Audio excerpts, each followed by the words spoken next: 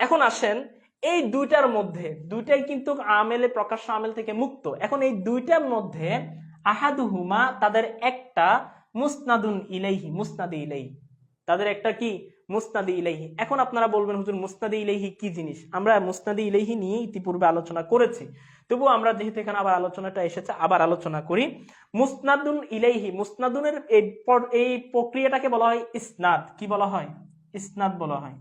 এখন ইসনাদ কি জিনিস? ইসনাদ মানে হচ্ছে একটা বিষয়কে সম্পর্কিত করা, একটা বিষয়কে, কোন বিষয়কে কি করা? সম্পর্কিত করা।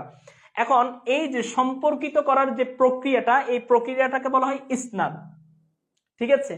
যাকে সম্পর্কিত করা হয়, যাকে সম্পর্কিত করা হয়, যাকে সম্পর্কিত করা হয় সে হচ্ছে কি মুসনাদ, সে হচ্ছে কি মুসনাদ। আর যার দিকে,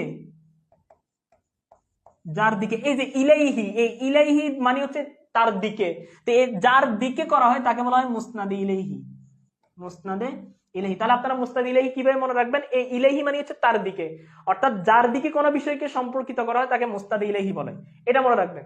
ঠিক আছে? এখন আসেন আমরা একটা উদাহরণ দিই, তাহলে আরো বিষয়টা ভালোভাবে বুঝবেন। যেমন আমরা যদি বলি, একদম সহজ উদাহরণ দিচ্ছি যাতে আপনারা বুঝেন। জাইদুন আলিমুন।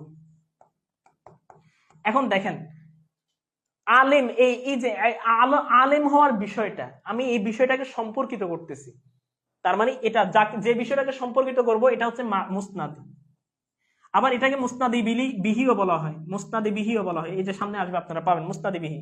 আর যার দিকে সম্পর্কিত করা হয় তাকে বলে মুসনাদি ইলাইহি, মুসনাদে ইলাইহি। কারণ আমি এই আলেমের বিষয়টা আমি জায়েদের দিকে সম্পর্কিত করতেছি, সুতরাং এটা হচ্ছে মুসনাদি ইলাইহি। এখন দেখেন আহাদুহুমা মুসনাদুন, অর্থাৎ মুবতাদা খবরের মধ্যে একটা হচ্ছে মুসনাদুন ইলাইহি। এই মুসনাদুন ইলাইহি যেটা, সেটা ওয়ায়ুসাম্মা, এটাকে নামকরণ করা হয় আল মুবতাদা, মুবতাদা হিসেবে।